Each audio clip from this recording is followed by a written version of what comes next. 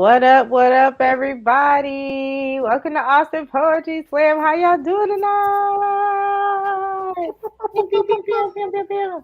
Oh yeah, I forgot. I had to get on Instagram and tell the Instagram people Yardstream doesn't like y'all. So you have beef. You got beef with them, not beef with me. What up, everybody? We're gonna give people some time to come in here. But welcome into Austin Poetry Slam's first live stream broadcast / podcast. So thank you all so much for joining in and being engaged. We good. Let us know in the chat where you're coming from, who you talking to us with. If you're in the replay crew, thank you so much for supporting the arts. Oh yeah, right. I'm trying to go on live stream on. This is so much. Being a business owner is so hard. Super hard. Okay. I wish I could take a picture of how ridiculous this setup looks. I look crazy. But yeah, if you are on Instagram, just know that for whatever reason, Yardstream does not like y'all. StreamYard. So you'll have to either go on our YouTube page, which is Austin Poetry. I think. Hold on. Yeah, Austin Poetry. I tried to get it changed. Yeah, no. Austin Poetry. Or you can go to our Facebook page, Austin Poetry Slam, or you could go to our group, which is the Austin Poetry Writers Corner.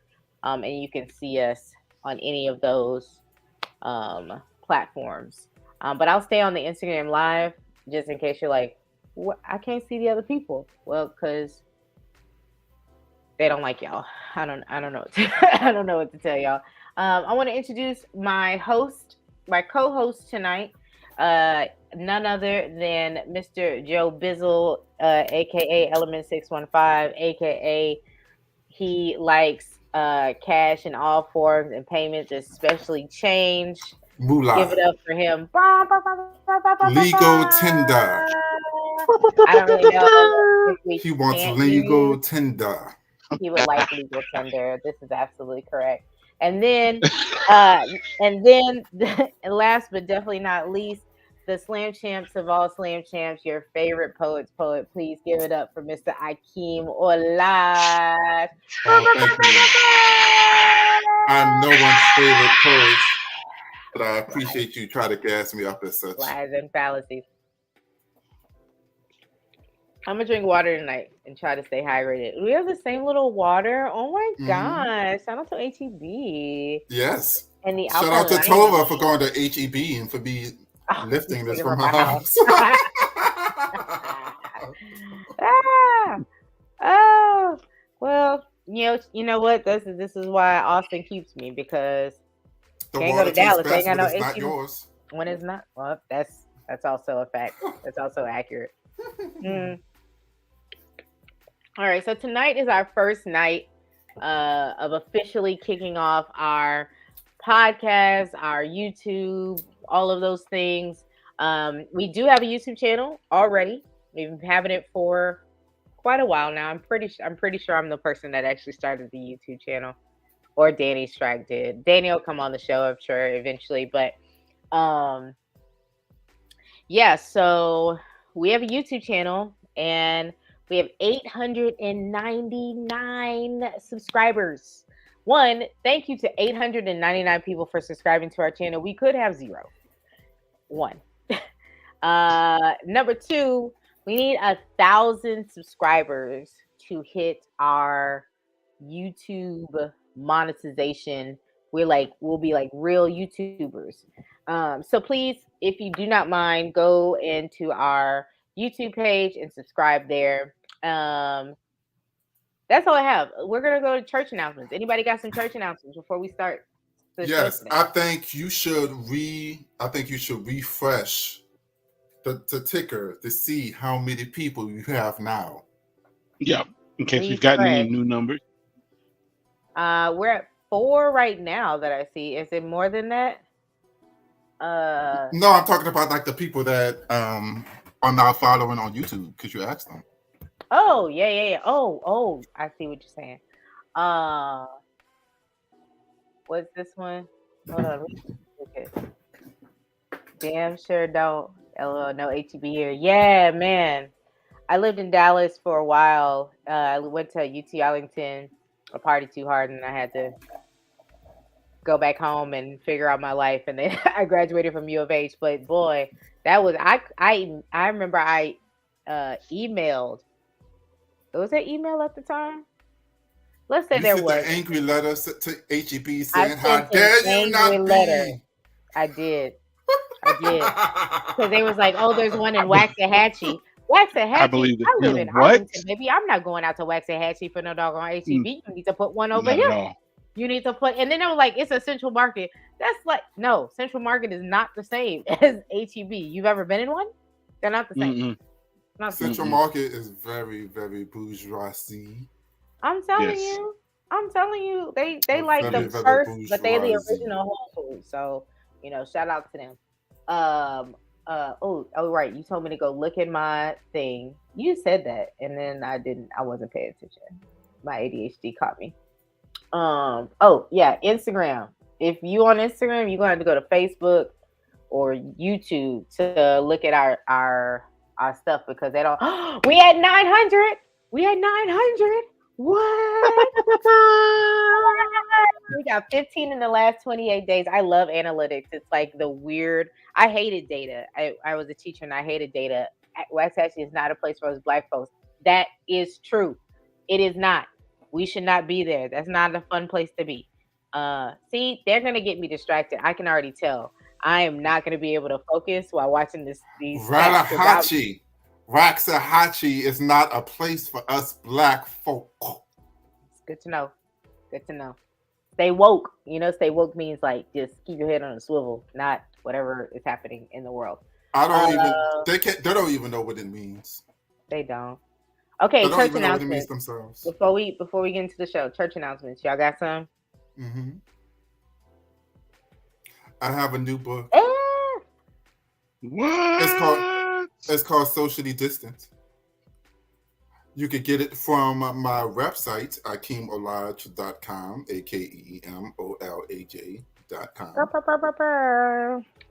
And later on this year, I am re-releasing all of my books, giving you a second edition with an extended additional poetry and stories added to each one. So keep. Hey, Trowan, we miss you. You should come back to Austin. He out there doing big things out there, and he was on the Black Man Smile campaign. I was like, I know that's right. We out here smiling and stuff for people. Mm-hmm. He said he here to stir up shit. He is. He does. He must be a plumber. Oh, the dad jokes are so fun. Joe Bizzle, what's going on with you in your life? I am celebrating the release of the second edition of my first self-published book of poetry, no title. I actually just got my copies in the mail. It's available on Amazon and from me directly should you see me in the streets or would like to cash at me for a signed copy to be delivered to you post haste. That means fast, right? Post haste. Not to be confused with post cereals, many of whom are delicious. I have had some.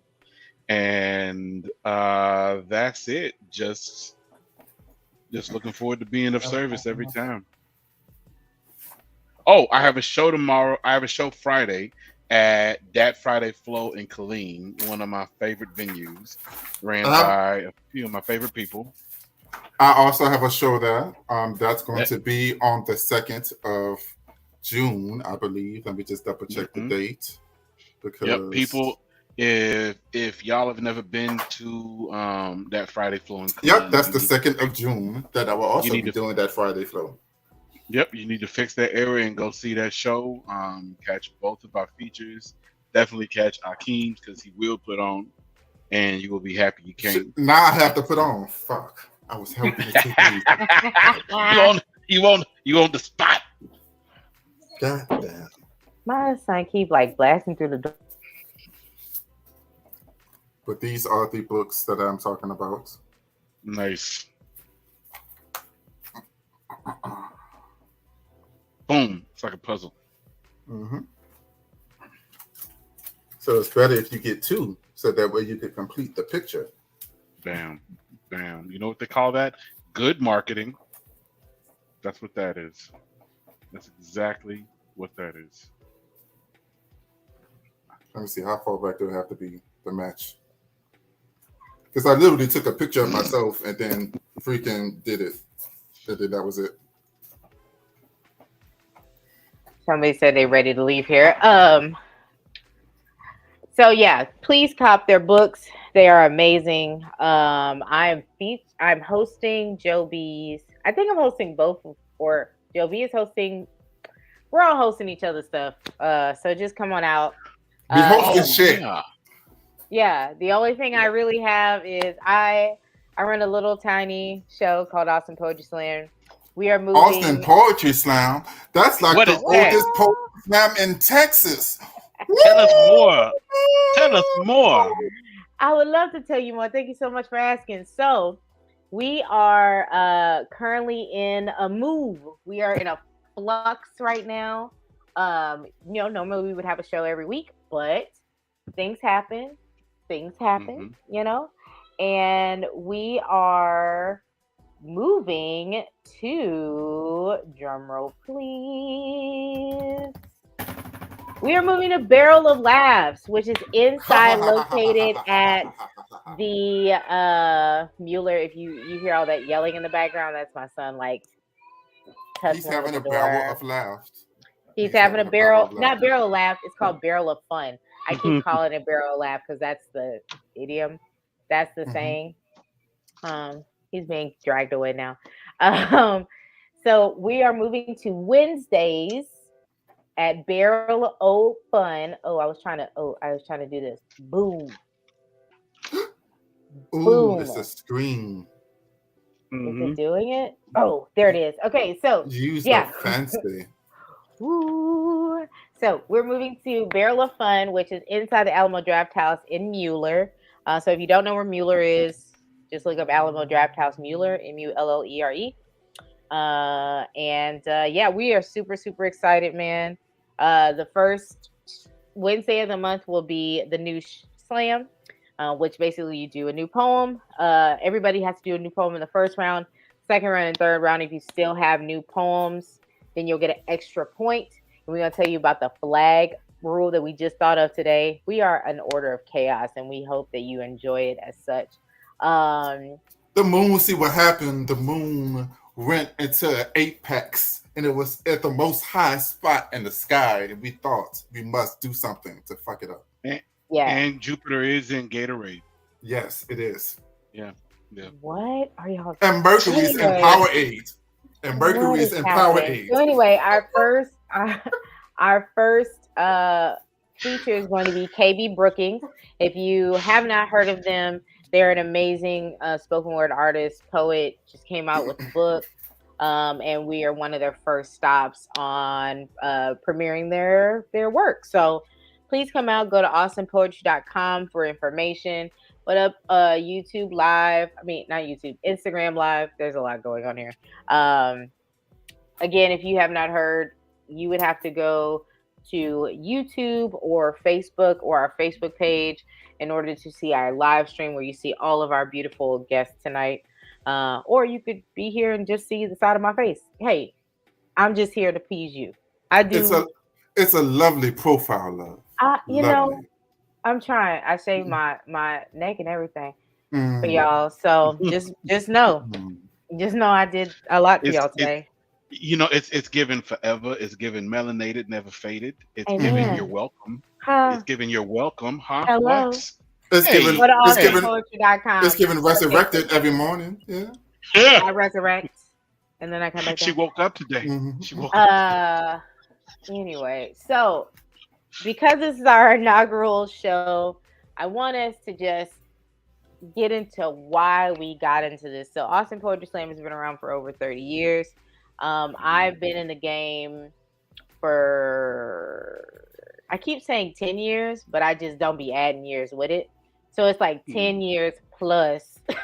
Like I started in 08, made a team in 09, and I was on Neo Soul team in 2009. Then I was on the Austin Poetry Slam team in 2010.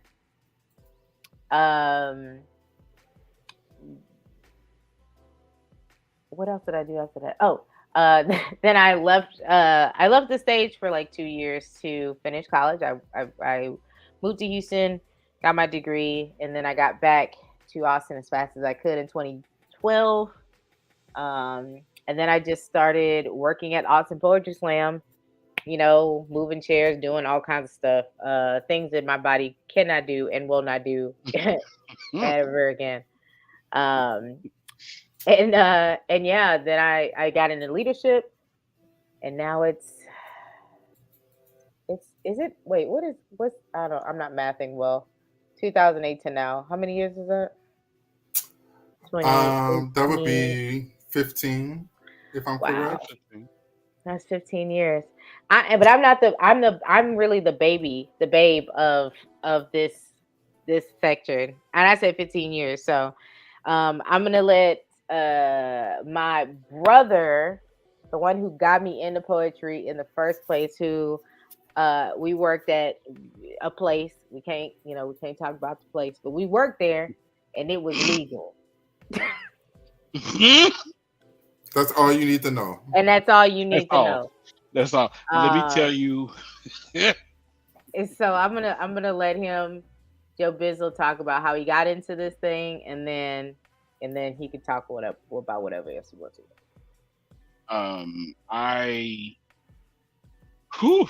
I have done poetry since I was a kid. Spoken word for almost 30 years, and slam for about 20. I just love reaching people, and big on community. So whatever you see me doing on stage, I'll do even more off stage because I love to be of service.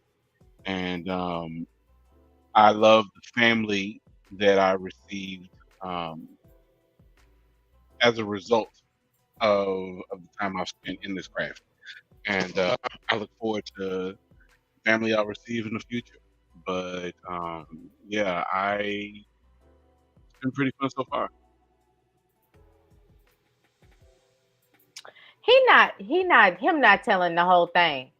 That's why we don't let you talk about yourself. Because just humble beginnings, just me not really doing too much else. We just anyway, so since Joe B not gonna tell it because he irritating. Okay. Joe B was on one of the first teams in Texas to be on a final stage. Okay. The first Neo Soul team was at 2006, the infamous That Shall Go Down. 2006 Neo Soul Poetry Slam team that made it final stage their first year out. So that's the stock that we're coming from. And I can tell you and attest to you, 99% of the poets in Austin, Texas that started after 2006 have some, for whatever reason, why we here, is connected to Joe B. Joe B is the community. He's the community. What's it called? Phantom Power Menace. out. Yeah. I said Phantom Menace because he's like in the Sith darkness right now, glowing. Yes, I'm poetry blackout for real. He's glowing like Palpatine in the hologram. Like, hey. I'm on a secret channel. Meeting, we are getting Joe B some light. If you could just move a little bit closer to the stage, that would be beautiful. Move closer to the light. Just move. Boom. Might be a little bit more. I need to bring the ceiling. Even this. Let me tell you, I keep forgetting to put a new bulb in the ceiling. I only got one bulb. I feel like I'm running from the law right now. God. You got to be. You gotta be. Okay, so 06 Poetry Slam team, 07 Poetry Slam team. Started Spoken and Heard an ongoing open mic in Austin, Texas, held at Kickbook Coffee, where I'll be having the book release for my book on for my book. Which book do you ask? This What book. book are you talking about? That book. The second edition of No Title.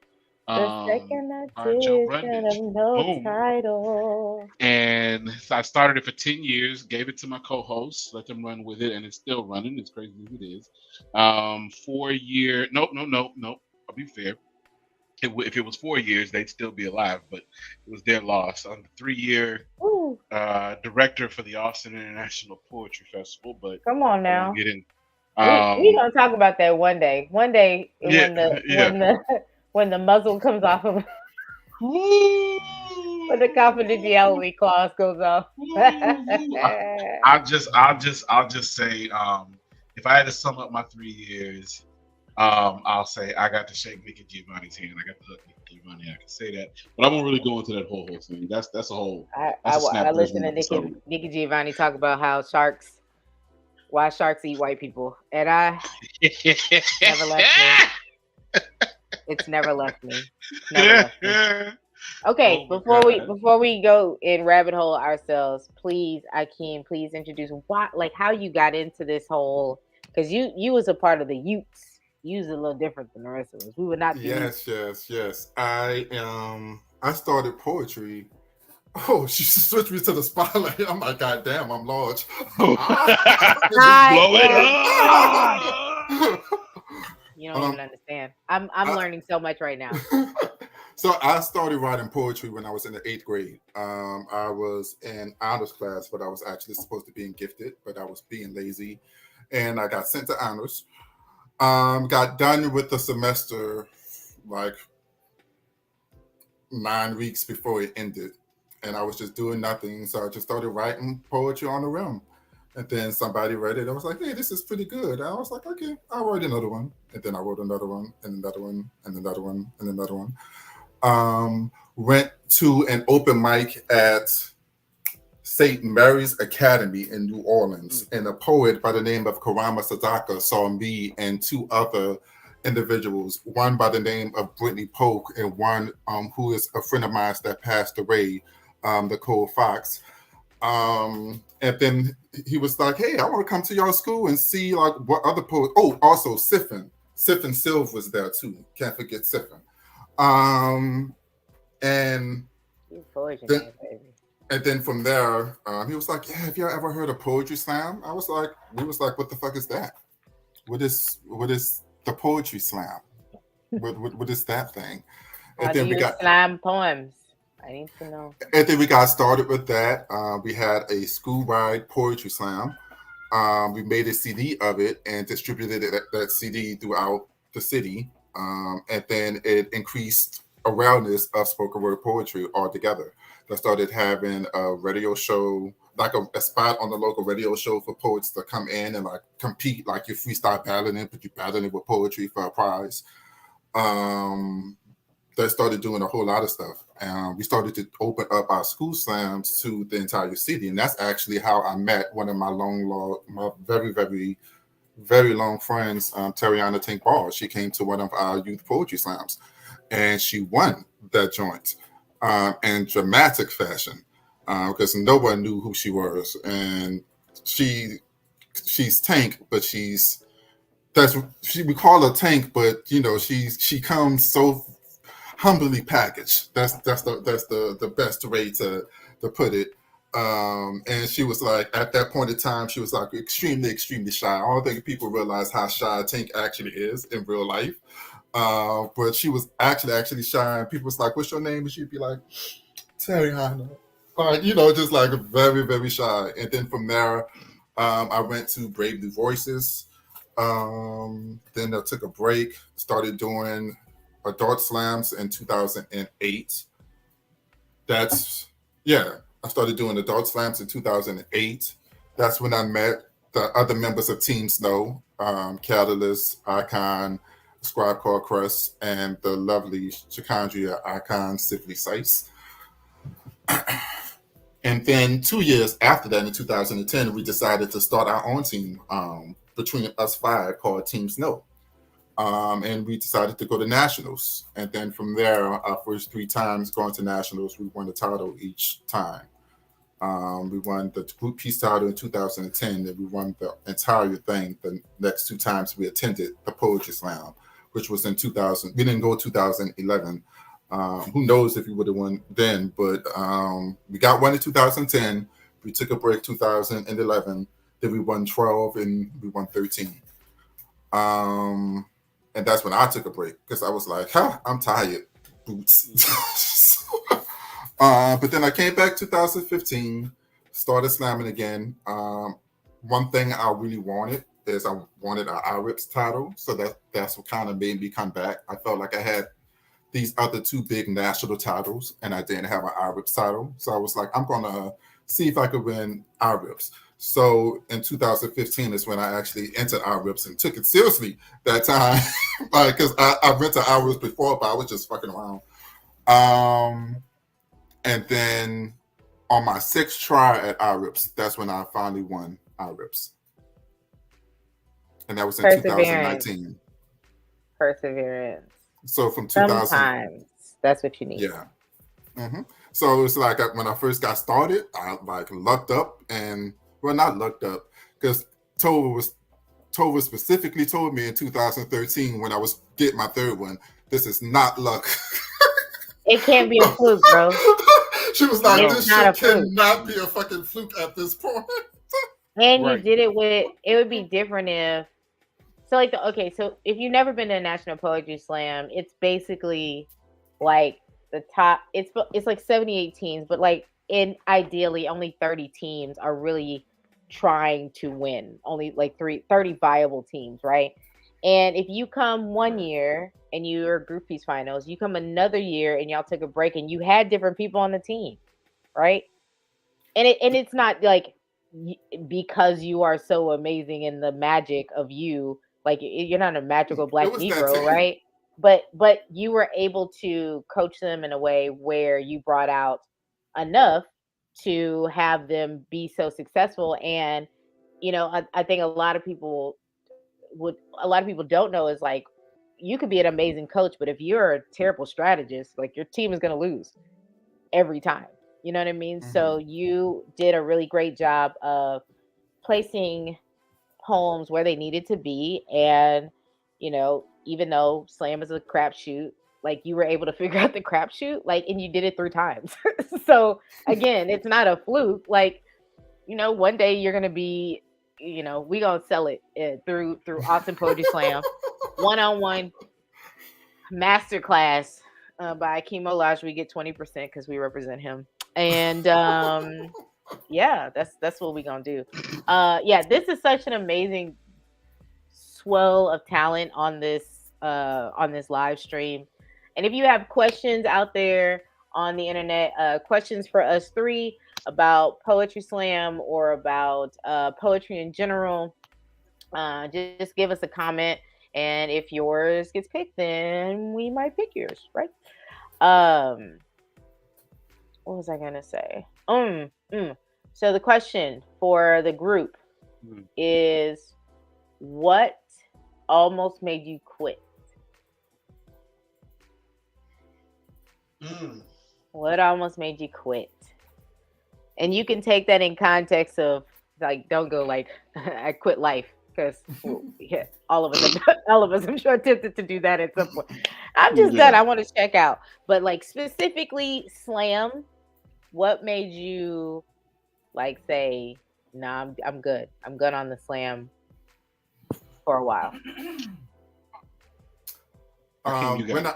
When I won IRIPS is when I honestly stopped. Like, IRIPS was the last time I truly memorized a poem for a slam. And I've been in slams after that, and I've done new poems, but the poems I memorized, it wasn't because it was the slam. I memorized these poems because I was on tour with these poems. And it just so happened that I was in the slam. I'm like, well, see how this poem, does in the slam since I began good responses for it from the college students that I've been in front of. So the last time I've actually like was serious and was like, okay, got to win the slam, got to coach, got to practice. Okay, I'm practicing in the morning, practicing in the evening. I'm going to all these open mics in all these different cities, seeing what hits here. The crowd looks here, doing computer metric. Like I was serious with it in 2019 to a ridiculous degree. That's that. I'm not doing that no more. I don't No have more. that. I don't Don't think I have it had in the me. capacity. Don't I don't have think it I in had that me. capacity when I was slamming to be that intense. But I definitely don't have it now. I'm like, I barely want to host, and that was my favorite part. Yeah. I like I hosting. I ran across books the other day with like strategies of like groupings of different poems and different 1 minutes and different 2 minutes. It's just like I was trying. I was really trying to win. I was really trying, but I was trying to win Yeah. by writing poems that's was not supposed to technically be in slam in a way. I guess to prove a point that Right. my type of poetry could win to, and not just a one particular type of poem. Because I'm like my poems are Yeah. you kind of have to listen to them. They're not really in your face. I'm not going to be on the mic. I'm not about to be screaming at you. That's not what's about to happen. I'm going to project. That's about it. And there was And it so much works. yelling back in the It day. There was was. so much yelling. It Yo, was so much yelling, yo. You remember when Charlotte? That's all I would be like. Oh, they're the yelling slam. Now, don't get me wrong. Yeah. I love But when Shay. you actually got to love all listen of to their them. poetry after you get past the yelling, the poetry was beautiful. And then after a while, credit to Slam Charlotte, because they was getting a lot of critique about them yelling, and then as a collective, they actually toned down. And then I think that when the last National Poetry Slam we had, because of it, because that was doing ultra complex poems and performing them immaculately, from what I could tell. So, like, both props to them. They're the only 3-time National Poetry Slam champions ever. Boom. Yeah, I mean, shout out to them. And then, I mean, it is something to be said about like the South wasn't really taken serious for a long time in the Poetry Slam community, which is weird because Austin, because APS is one of the original. If you watch like Slam Planet, which Lord knows who has it, probably Taz has that somewhere, or I don't know where those things are at this point. There's one that Mike Henry did. Shout out to Mike Henry, who is one of the original curators of the show, Austin Poetry Slam. He's the first person that gave me a shot at hosting. I never hosted before, and he was like, "Yeah, sure." And he was doing everything by himself. Like he was. You remember when he would like score keep, time, hosting, keeping and doing the door, and I was like, "There's no way." So thank God technology has evolved with us. He was like doing scores by hand. I'm sure some of that stuff is not correct. If we looked at like some of those scores. But yeah, what about y'all? What made you stop, Tova? Oh man. I think the only time, so I came into APS a little weird. I really was like craving and needing home and grounding myself in the city in a way that I wasn't before, even though I grew up here in Austin.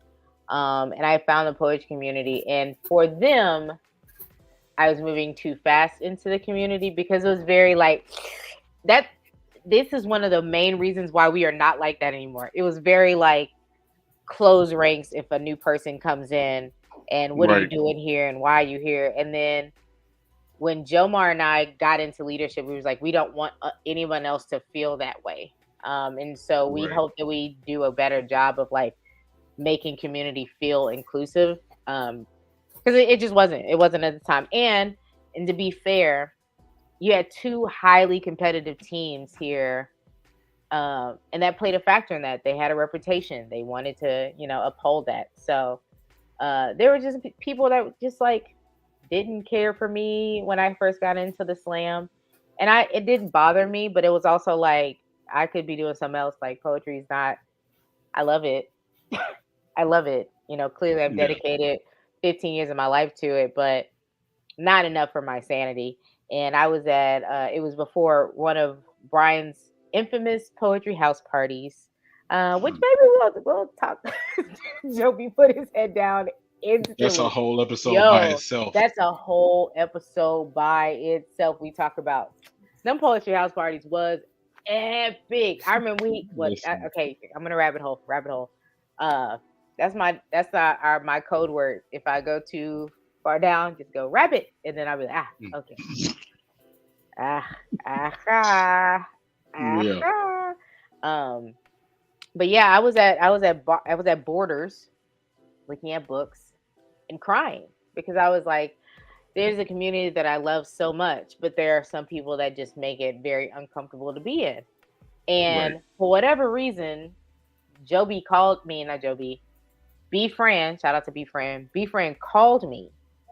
And if you know anything about B Fran, aka Brian Francis, I don't know that him and phones really have a relationship we could call healthy. I don't know if he's ever used a phone sometimes. He still calls a remote channel selector. So when he called me, I thought that somebody died. I was like, oh, okay, we have to get geared for another, because we just had Shannon Lee's funeral, and that's like literally when I came. The night that I actually met Shannon Lee at my first B&V. My first B&V bout was to get Shannon Lee. Shout out to Shannon Lee. Austin. Rest in love. Rest in power. Shannon Lee. Rest in power. Sheila, her mom as well.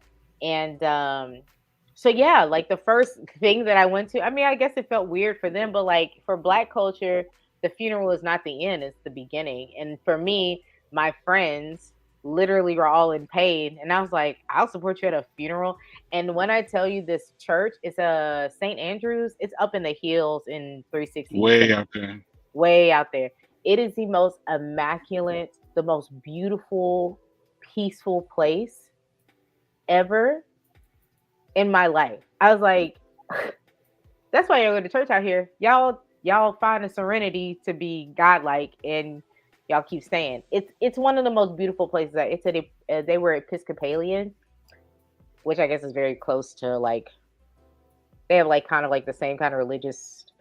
Don't get at me. I'm sorry if you get mad. I'm just saying they feel very similar to Catholic, because I'm from Louisiana. That's what it felt like.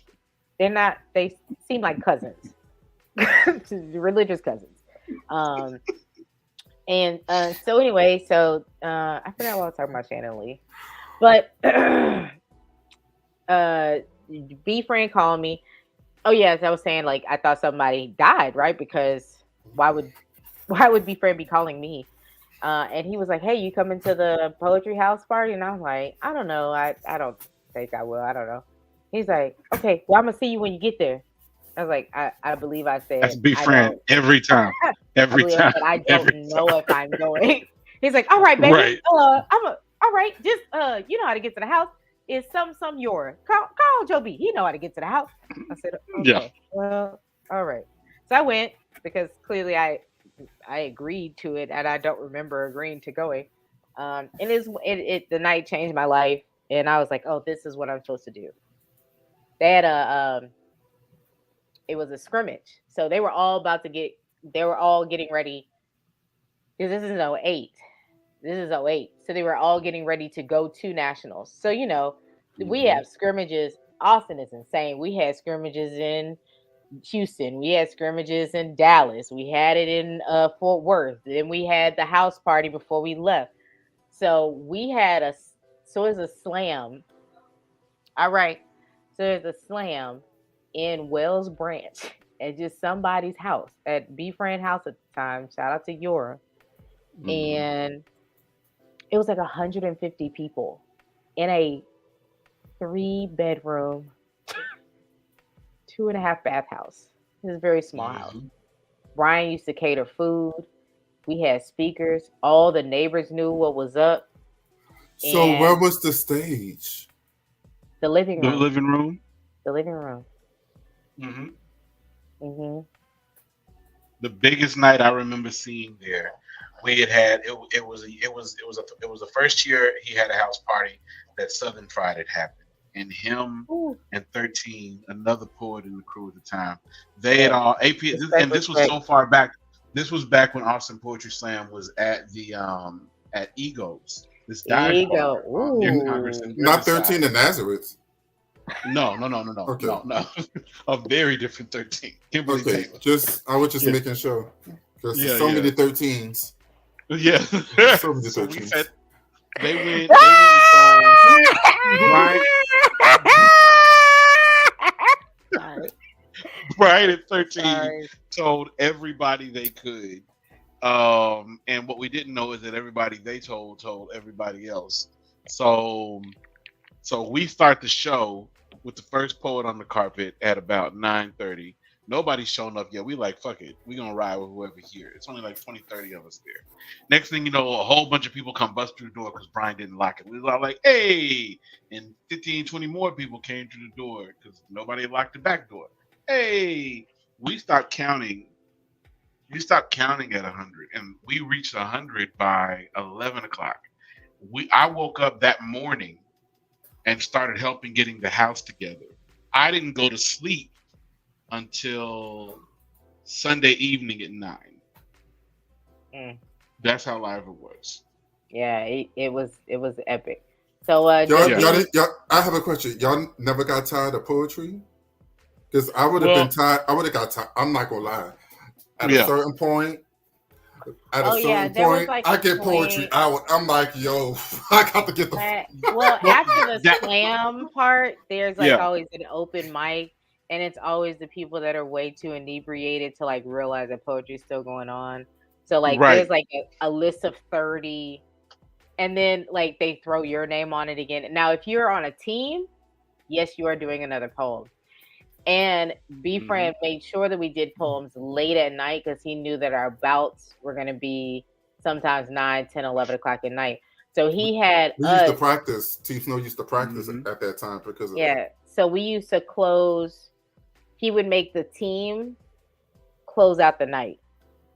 And so we would be doing, oh my God, I remember we did, it was me, cousin Sarah, and Ebony doing the soldier poem, our rifle poem at like 11:30. Now I am an old woman and I know I go to bed early. Sarah was done, baby, and she had been already because she was already nervous. Like cousin Sarah, she was our resident white girl. But yo, she knew everything about Black people, and not in like a weird, disrespectful way. Like she told me stuff about like Marcus Garvey and stuff that I wouldn't have never known. And she'd do history lessons. I was like, oh shit, this girl. So shout out to her. I mean, she made me reevaluate. Like I don't really know a lot about Black people. I'm Black, but I'm very novice on the history fact of it. So that's what made me go back to school. And thank God for humans like Joe B, like Danny Strack, like and Joe Valentine, who is my blood brother. I don't care what anybody says. He might be Filipino, but he is mine. Yeah, so we are Joe B, you're not about to escape this question because you hadn't answered yet. Neither did you. Oh, I did. I almost quit that night, and then I went to the slam, and then I didn't.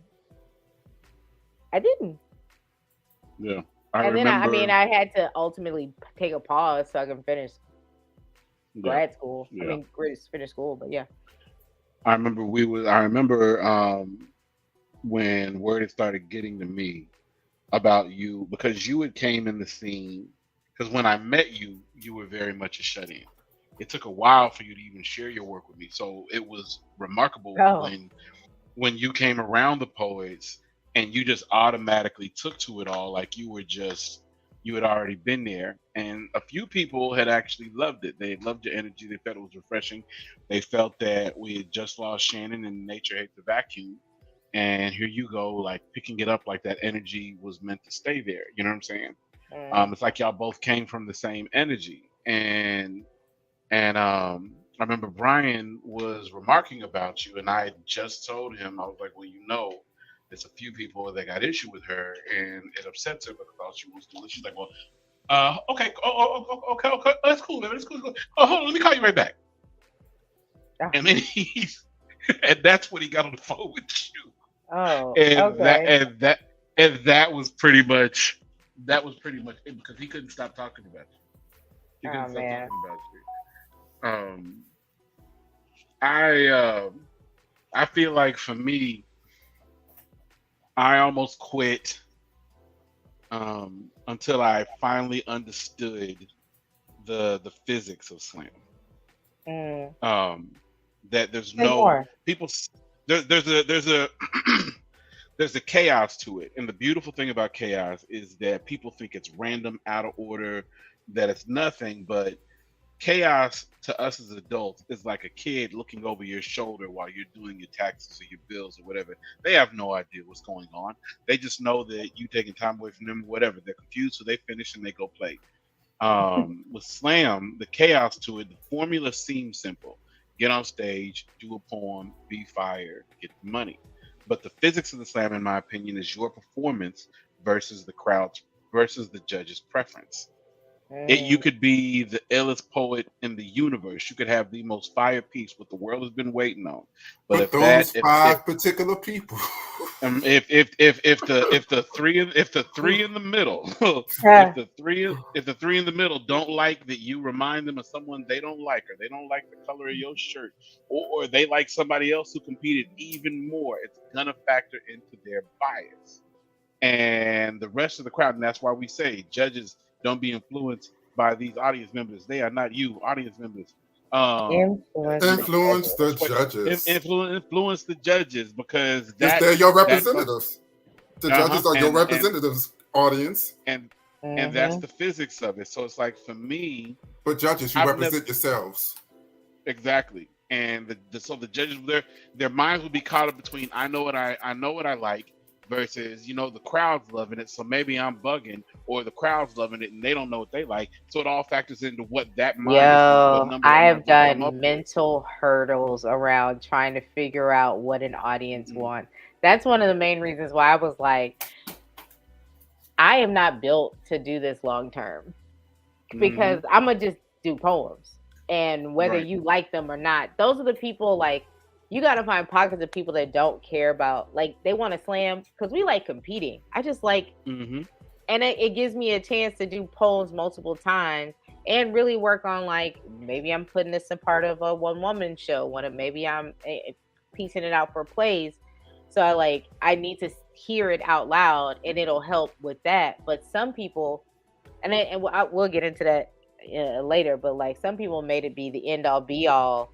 And I'm like, I remember Dache came to me before I made the team in 2010. And he's like, are you ready to kill people and spill their blood? And I was like, I'm just going to do poems, guy. Like, I don't have all of that in me today. It's a Wednesday. Yeah. It's Wednesday. I'm not trying to spill no blood or nothing like that. I just want to do these little poems and see what happens. I always looked at slam as an avenue for me to get to someplace else. I never thought that slam would be the end for me, because ever since I started winning the first national titles, doors open. The second national title, even more doors open. The third national titles, even more doors open. When I whips, even more doors open. So that's what I was like, and I was kind of using that to be like, man, just starting to start out. I need to win something, do something. Am I still hot? I need some confirmation. Am I racknard? Should I quit? Should I put the pen down? and it'll make you think what it is what staying in slam, just slam by itself without moving on to something else will give you an addiction to relevancy.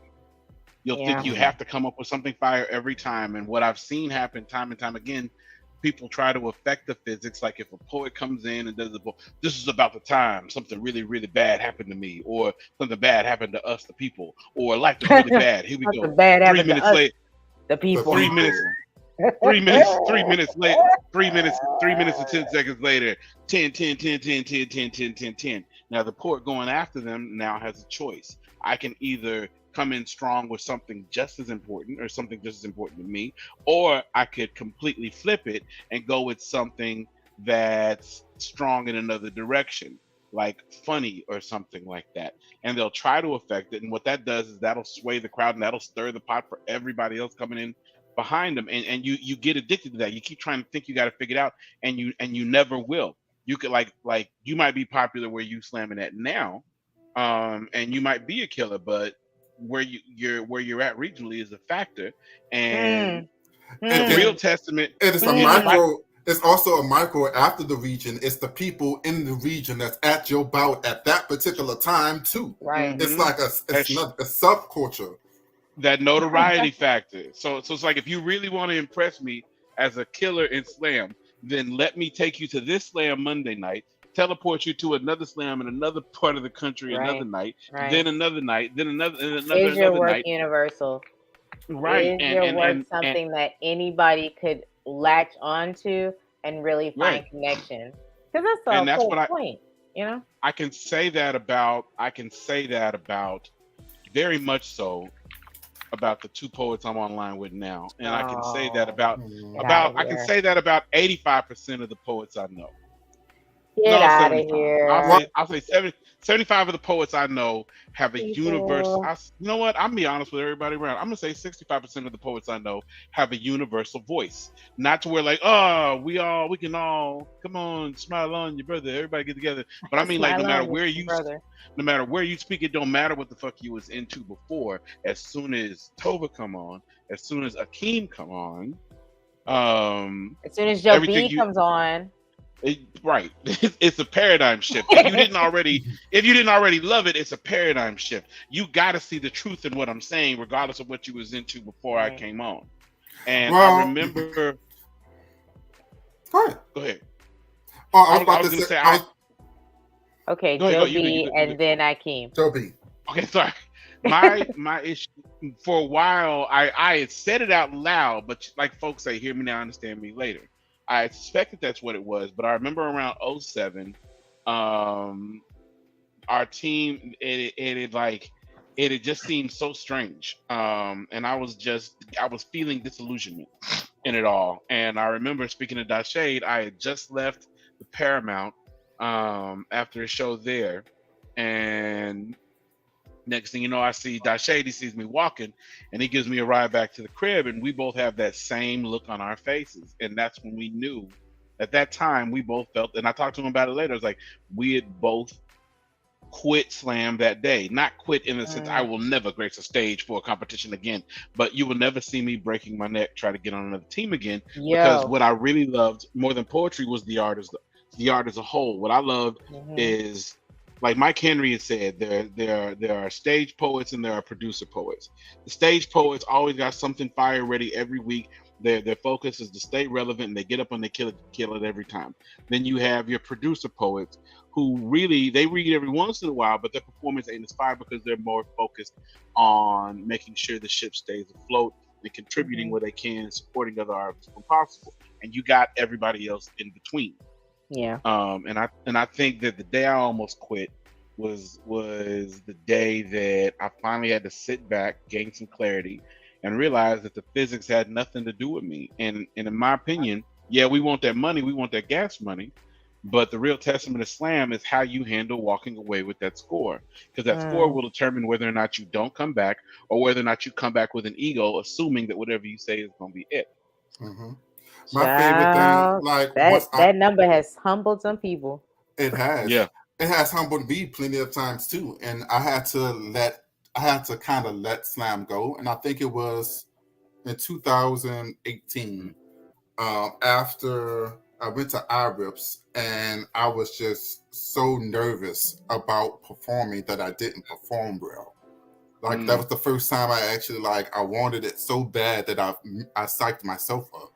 And then it was at the time where Texas Grand Slam and IRIPS was at the same time. And then I was like, you know what? I retired from caring. You know what I care about? I care about my poems, because before slam came around, I was writing poetry I was Right. writing poetry for years before I even knew what a slam was. Someone had to come and Mm-hmm. find me, come to my school and teach me what a slam actually was in order for me to get into slam. That's not why I wrote poetry. So then I started to rediscover why I liked my poems, right? Why, Mm. what made me write my own poems. And then I Right. started to kind of not buy my own Kool-Aid, but I started to believe even the shit that I was saying. Like, I was like, Mm-hmm. this is how I felt. The reason I wrote this wasn't to impress nobody else. Nah, this is really how I feel about this shit. I wasn't playing or like pretending to be somebody else. I was actually being very, very brutally honest, sometimes rude. Mm. And that was just the honest sincerity of my emotions. So I started to embody my work differently. And my relationship with my work changed. And then ironically, once that changed, that's when I went out rips the next year. Mm-hmm. So I felt like that was my missing component as an individual. And then from there, I was able to put on like a one-person show and then tour 30 colleges and Right. do that and have that experience, which was a great experience, tiring, but Yeah. also very, very rewarding because I learned that through my years in slam that I've gained such a body of work that I could do multiple shows and sub out different poems and different genres and different eras of me and not get Yeah. tired of my work when I'm on the road. So I was like, I got off the road and like still excited. Like, yeah, that was kind of fun. I could kind of get used to that. That was like dope.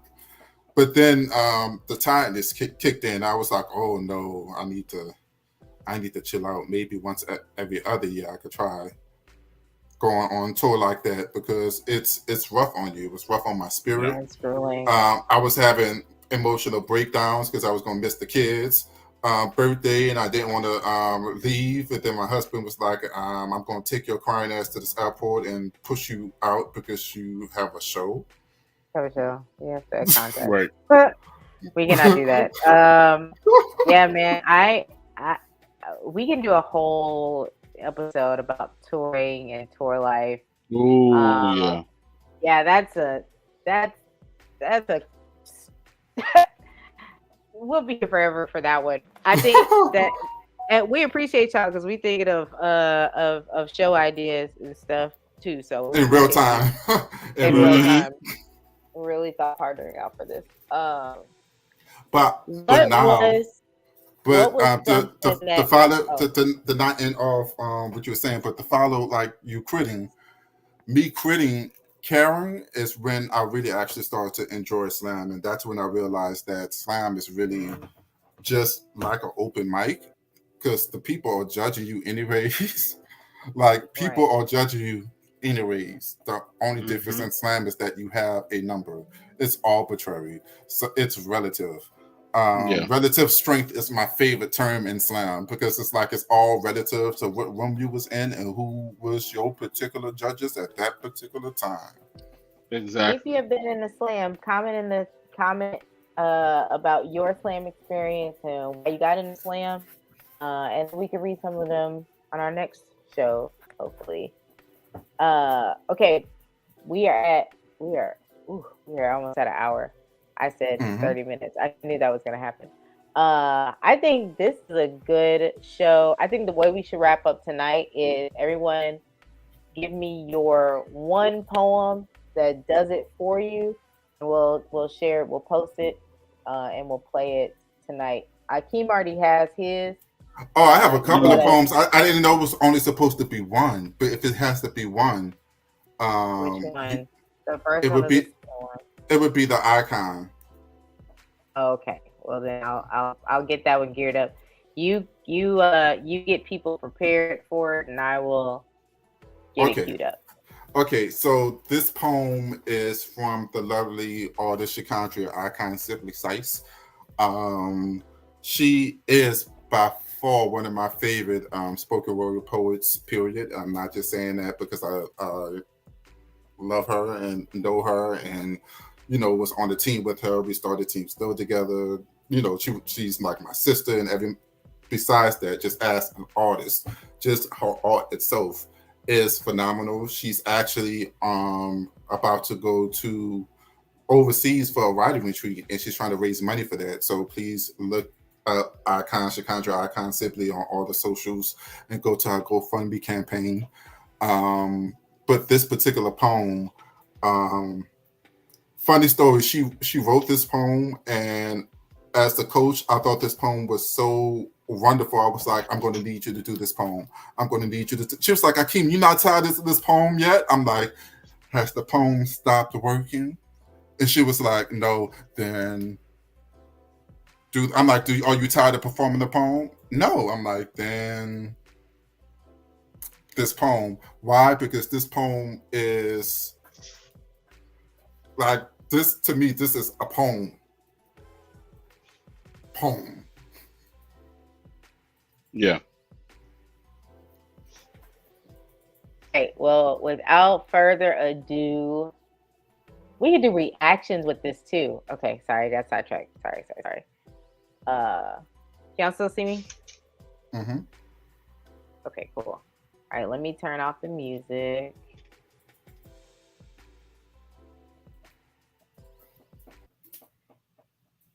Okay, I think the music is off now. Y'all can't hear anything, right? Mm-hmm. Okay, Silence. Let's see. I don't know if we can listen to sound. We'll see. Well, it may not let us. Can y'all hear that?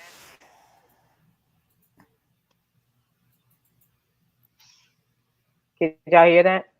No. I can't hear it. Oh no, Yeah, I think I'm gonna mute my mic. No, I think that I don't know if I can share my screen. Share that screen and hold on. I'm gonna try something else. I'm gonna try to share it again. Presente. Share screen. Yeah, tab. Mm-hmm. Okay. Share tab audio. Okay, share. Real time, people. It's real time happening to us.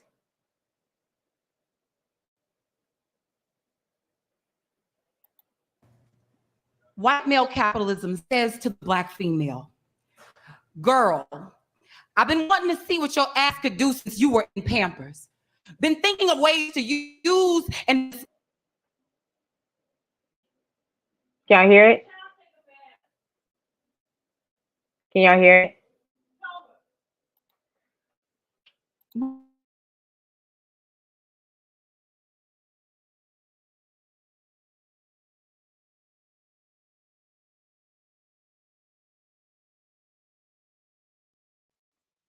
Hold on, I have to go get the boy. Hold on.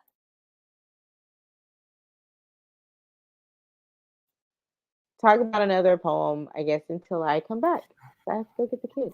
Okay. Well, we could hear it, so I guess I could try to present it. Or not. Let's see.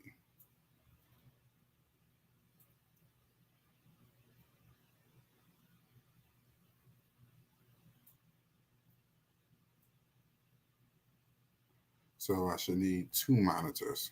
Oh well.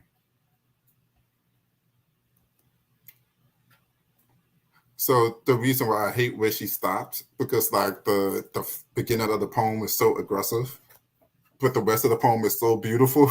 And like you just got like the beginning of the poem and then that was it. You're on mute, Joe.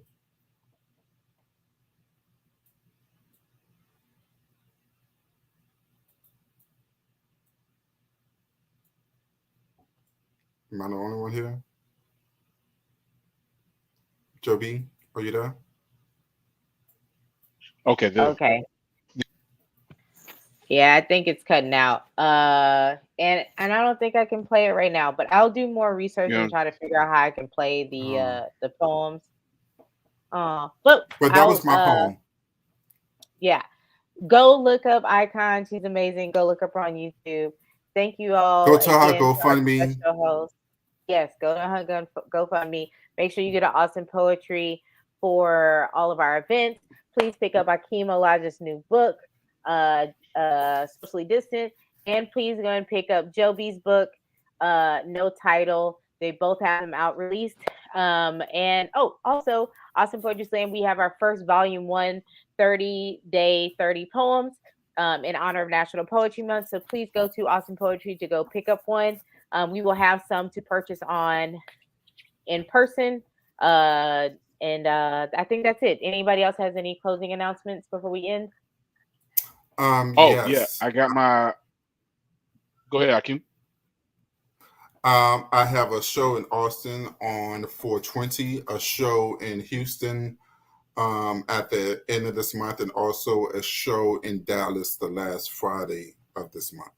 Please stay tuned to my socials, Akeem Olaj, on everything you follow, for posters that will be flying to you at very rapid pace. Oh yeah, I have a show on the 13th with Torch Literacy. It's about birthing. You can go on our site to find that. The show on the 19th, Wednesday, is going to be KB featuring, and Joby is going to be hosting that open mic. And then the last Wednesday of the month, it'll be a slam hosted by none other than Jomar Valentin. And please go to Austin Poetry for all events coming up. We'll have flyers out and Eventbrite up very soon. Thank you. What about you, Joby? I have on the, like I said, I got that Friday flow coming up this Friday in Killeen, Texas at the Endeavors Event Center. I am holding a book release for my book at Kick Butt Coffee, hosted by the illustrious, the amazing, the melanated and never faded, illustrious Tova Charles. On the 15th at noon at Kick Butt Coffee. Come on down.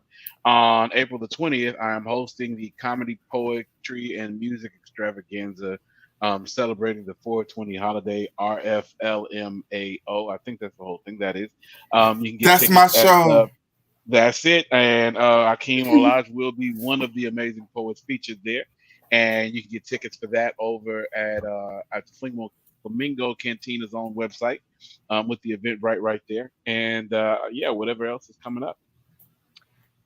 Listen, what we're trying to say is we is booked and we is busy, okay? Especially in April. Yeah. Please come out. Please show love. Thank you again so much. We will see you on the 19th in person, but we'll be back next week, same time, same new channel, Wednesdays, 9:00, Austin Poetry Slam Live. Bye. Bye.